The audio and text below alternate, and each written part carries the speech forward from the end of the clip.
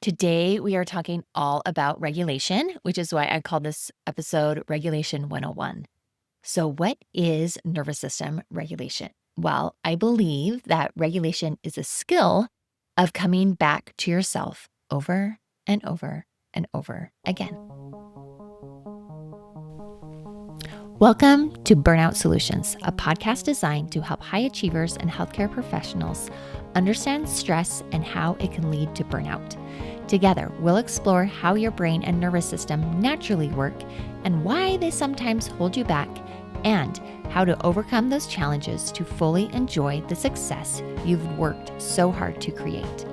I am your host, Mona Tippett, registered nurse, burnout coach, and resiliency educator.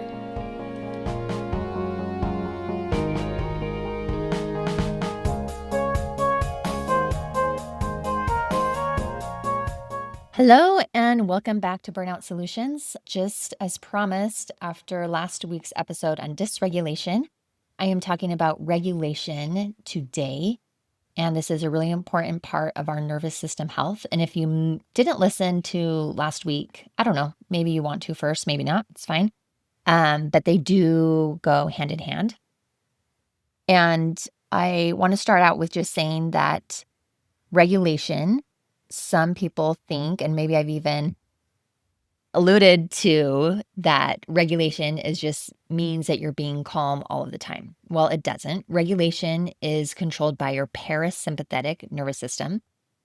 And in that space, you can feel calm, connected, safe, and secure. And regulation also means having flexibility inside of that window. So we're not always stuck at one place inside that window of tolerance. Again, it's a band. Has a top and a bottom. And when we stay inside our window of tolerance, and I talked all about the window of tolerance in one episode, so listen to that. But what being regulated means is being able to be flexible inside that window, to be able to feel your feelings, to ride the wave of your stress response, ride the wave of emotions while staying connected to yourself and the people around you. Deb Dana, I love her. She said regulation is the ability to be anchored in safety. And this is a skill, like we're anchored there. So we move around and we can tolerate wavy waters. And if you do not have the skill of a wide window of tolerance, if you do not have the skill of being well self-regulated, this is great news because it can be developed. This is not a personality trait, and it's just a skill that you can build and expand. How does self-regulation start? Well, I've talked about this a little bit, but it starts with a relationship with another human being. And when we were babies, just a quick review, we didn't know what we needed, right? We were born, we couldn't regulate really our own temperature. That's why babies, even in the summer, have blankets on sometimes. We cried. Crying was our only way to show that we were dysregulated.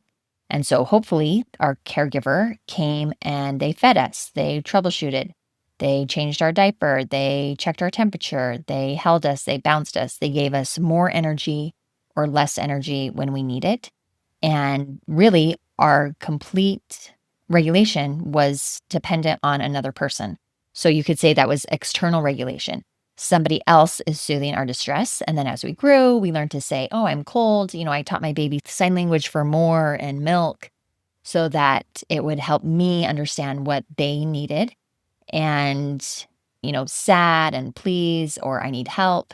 And that's when co-regulation is started, when we're leaning on another person while learning to soothe ourselves. We're advocating for ourselves and we're picking up on cues of safety or protection from our caregivers.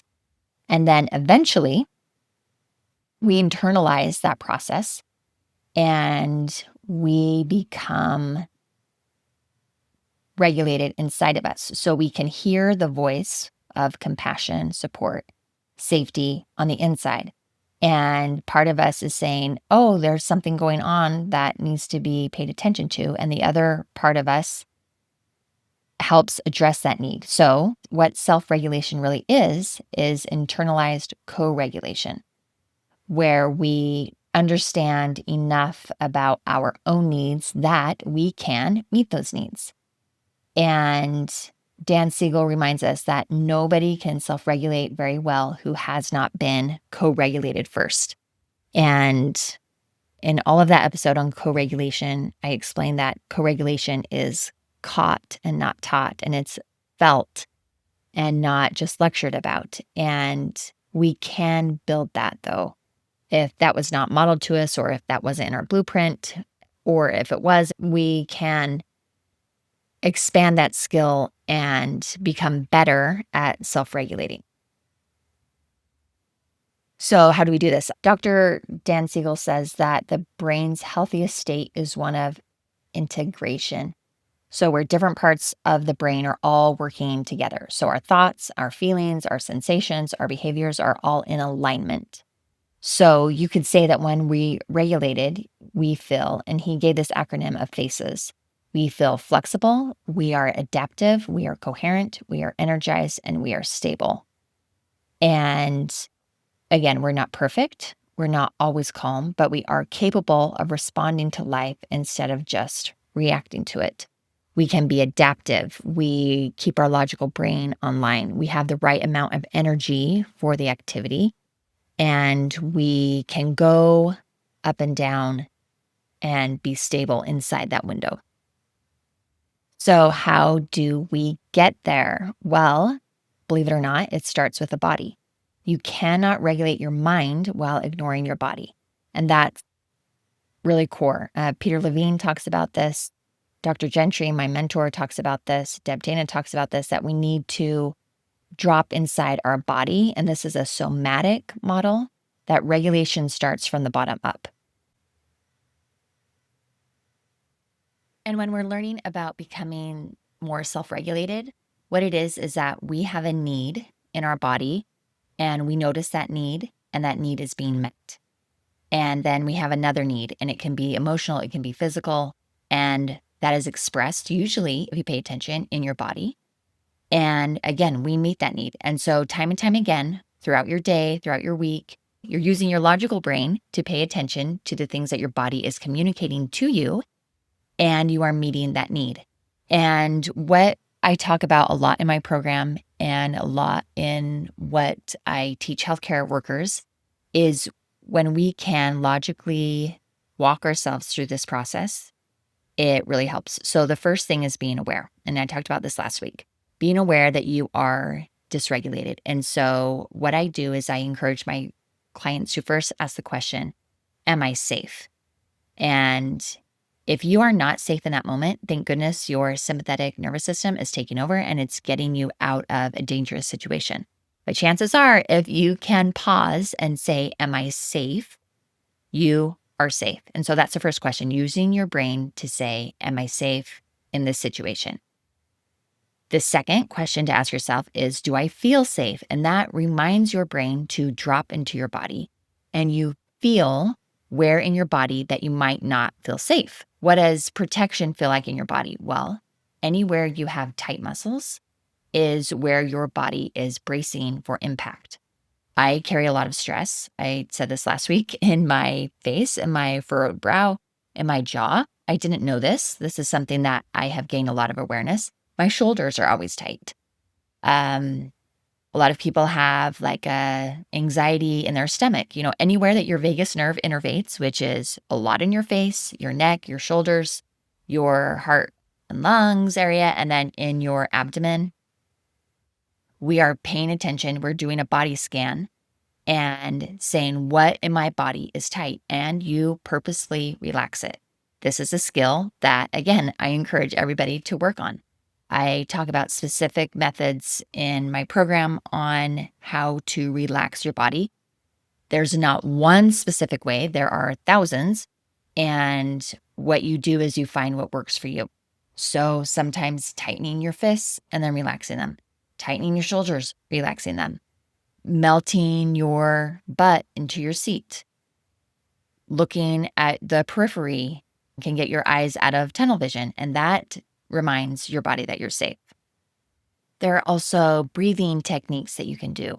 Essentially, what you want to do is take big breaths on the inhale and fill your diaphragm and breathe out. So you're exhaling longer than you're inhaling. You can also do a lot of things with your mouth, like pressing your tongue to the back of your teeth or feeling the soft palate with your tongue and softening your soft palate. Just sitting down again and feeling the weight of your butt in the chair. Really just feeling your body on purpose. Washing your hands under cold water or hot water. Cold therapy, putting something cold on the back of your neck, drinking something cold, going outside where it's either hot or cold. Also, if you can, get a good squeezing hug. Um, when our body can feel the pressure of a hug around us, that can help. Even just sleeping with a weighted blanket can help your body feel hugged during the night. And that's why they were actually invented. It was proven. Also, shaking your hands. And I do want to point out this is interesting because some people, when they are outside of their window of tolerance, even if they have a high amount of energy, they need an increase of energy to expel that energy. They need to do something with an increase of activity to get that energy out, where some people need to calm themselves down. So just knowing yourself and paying attention to what helps you with that energy and knowing if you need an increase or a decrease can be really helpful. When I retrained my nervous system and learned all about this, I learned to sleep better at night. And I had never in my life since, I don't know, junior high, I have never been able to sleep well through the night. And I often woke up early because my mind was racing. And I would get up early because I was already awake. And I would exercise and do things, and it was great. And I found that I needed to exercise to help set myself up for success during the day. Just a few years ago, when I retrained my nervous system and I could finally sleep through the night, I really enjoyed sleeping in. However, I found that getting up at 6 or 6:30 did not allow myself enough time to get in my exercise and my self-care and my stretching and my meditating and reading my scriptures and doing the things that I have found is really helpful for me to set myself up for the day for success.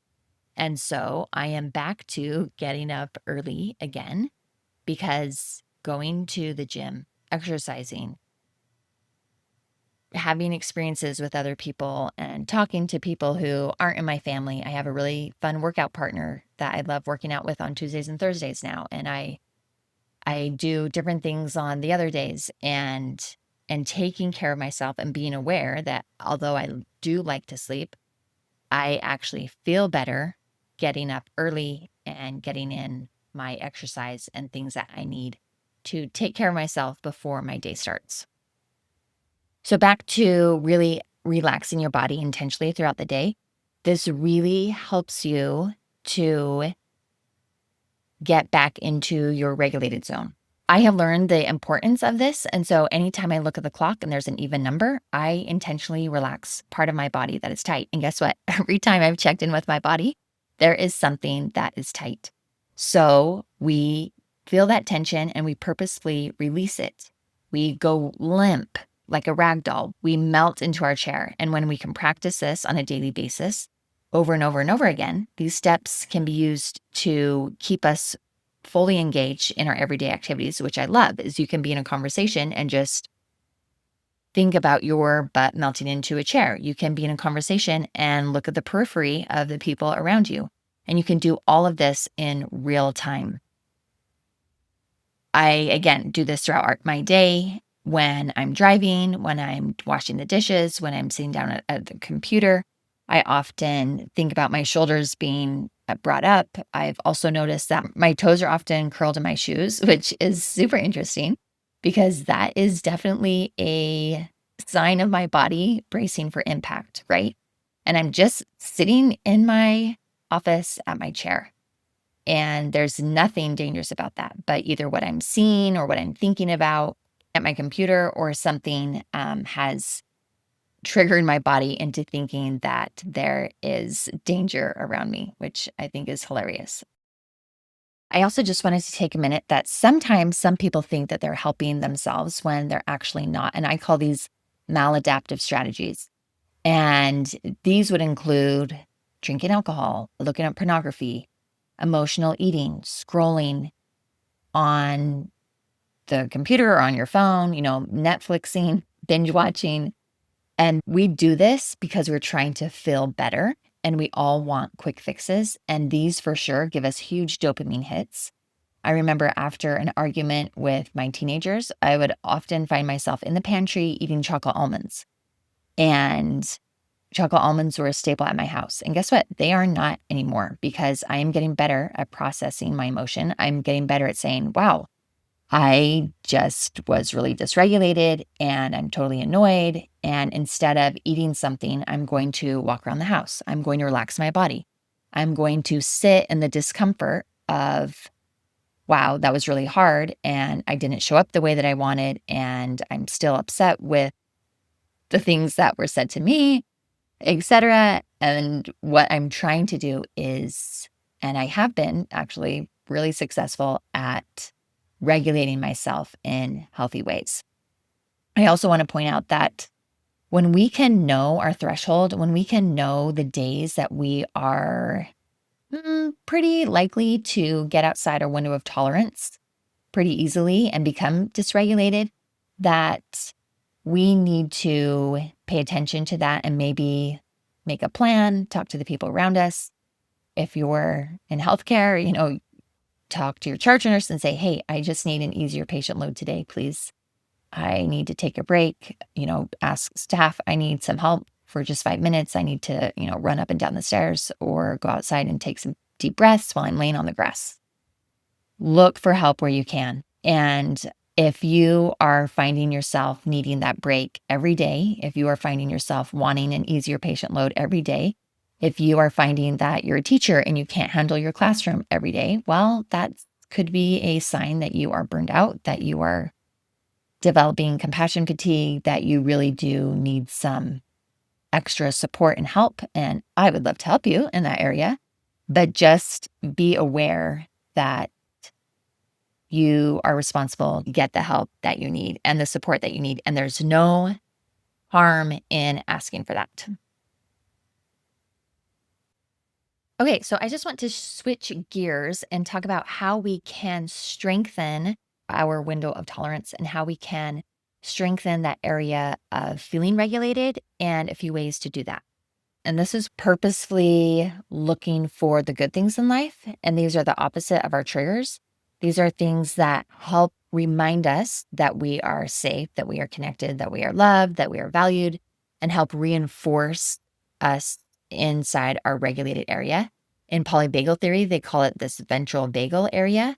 And I just wanted to share a few things that you can do because, again, regulation is caught and not taught. And sometimes it's hard to catch it, but you can do this. So here are some things to look for to help catch yourself in a regulated state. And this is an exercise that you can just think about and take the time to write down. And this has really helped me and my clients. So let's start with who. If you can reflect on people in your life and even make a list of people who bring you a feeling of being safe and welcome. And this could be a pet, this could be a neighbor, this could be a really good friend. This could even be people who are not currently alive. These could be spiritual figures. These could be historical figures. These could be people that you've never even met. These could be your heroes. And just thinking about those people can bring a sense of peace and calm into your body. And I encourage you to think about those people. And if you can, spend more time around those people. Okay, next, think about what. Everybody, like I said, has a different way of becoming more regulated. So if you can think about what feels nourishing to you, what feels relaxing to you, what invites connection to you. I love my feet massaged. I love my feet massaged. My husband hates it. He does not like people looking at his feet, let alone touching them. And so for me, if I can get a good foot massage that just really relaxes me and, is just so reassuring to me. He likes being outside by himself, driving a tractor in the field. So just be aware of what helps you. Do you need to exercise more? Do you need to exercise less? Do you need to eat more protein and vegetables? Do you need to go on a small vacation and be deliberate while you're on your vacation to get back to being regulated? I mean, going on a vacation in and of itself is not a fix. You have to fill your cup. You have to do things that are nourishing and regulating and purposeful to get what you need to bring you back to feeling good. So the next thing we're going to talk about is where. Take a mental tour of your world and find physical places that bring you cues of safety. So look around your house. Where in your house do you love to be? In the winter in my house, we all love to be around the fireplace.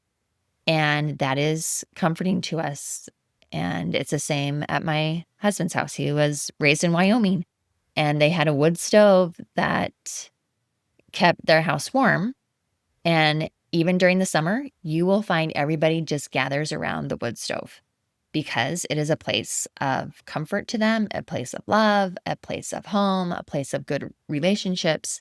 So find that for you. Look around your neighborhood, your community. Do you have a special place in nature? Do you have a specific camping spot that you like or a hiking spot? I really, really connect well in nature. I love being outside. I love being on my mountain bike out in the trees. And while I'm mountain biking, I'm taking the time when I can to stop and look. Wow, this is so beautiful. Look at the sunset. Breathe in the air. I also have special places that I feel a spiritual connection.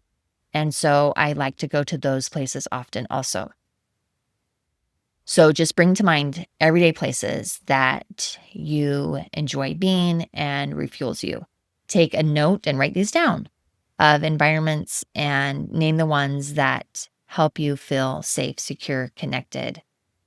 Also, I want you to take some time about when. Identify moments when you do feel anchored into your window of tolerance. Take a moment to go back and revisit those wonderful experiences and bring them into your conscious awareness all the time and write them down. And these are just good ways to remind our body and our brain that we are safe. And the more time that we can spend in a relaxed body and the more time we can use our brain to take those times, take those breaks in our life to feel the safety and be purposeful about it, we actually do spend more time in a regulated state. So, in just wrapping up, let's review. Regulation doesn't mean pretending and faking that you're fine. It means using your brain to pause. It means noticing, hey, my system is moving towards dysregulation, or is my system in dysregulation and I've gone off the rails? It means pausing and saying, what do I need right now? Do I need something to help my physical body come back to regulation? Do I need to eat? Do I need to drink? Do I need to take a breath? Do I need to have a timeout and take a nap? Do I need to come back to this conversation later and say, hey, I really want to finish this conversation, but I can tell that we're both getting heated. Let's talk about this later. It also means anchoring. It means paying attention to the things that help us feel grounded. A soft breath, paying attention to our feet on the floor, just a quick reset, because our goal is not to avoid stress. I wish that were a real thing, but it's not. It's impossible. So our goal is to return to balance faster with less damage to ourselves and to other people.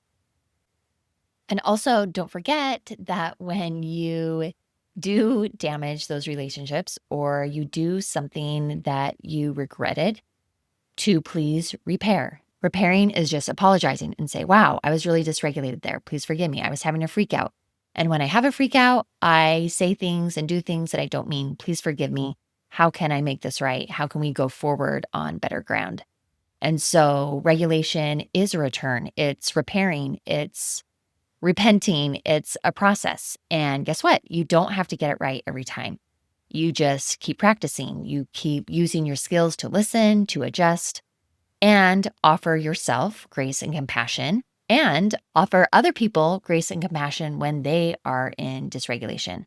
And I personally believe that the more often you do this, the more your nervous system learns that it's safe to come home, and the more other people understand that you are a safe place and a human who makes mistakes and gets dysregulated.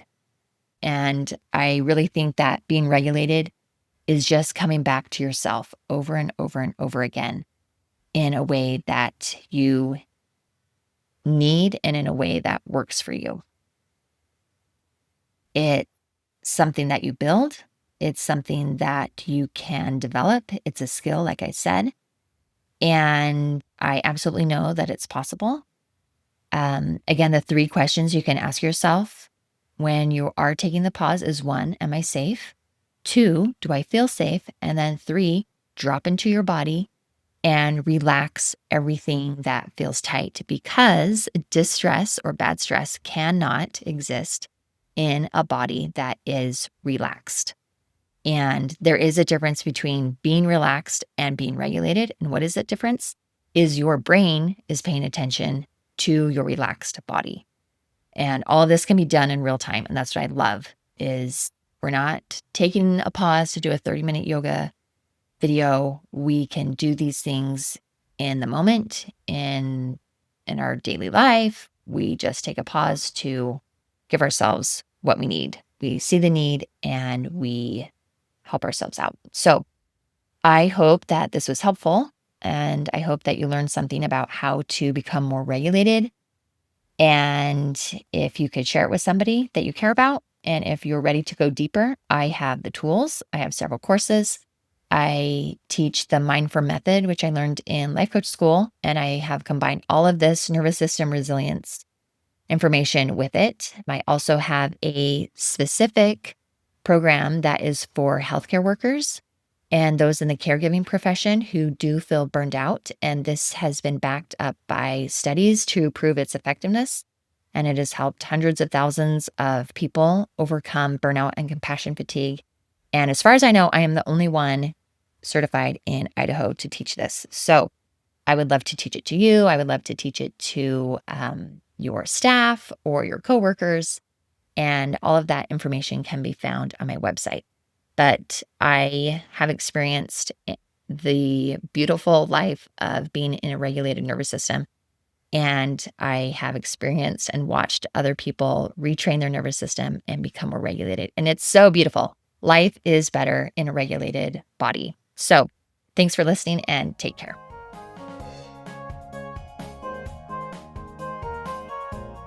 Thanks for tuning in to Burnout Solutions. If you found today's episode helpful, don't forget to subscribe so you don't miss the next one. I would appreciate it if you could rate and review so other people can find this podcast easier. And when you're ready to stop working harder and start working differently, head on over to my website at www.monatippets.com. That's TIPPETS. And grab my free resources on rewiring your brain and nervous system for less stress and more ease. Hope to connect with you soon. Take care.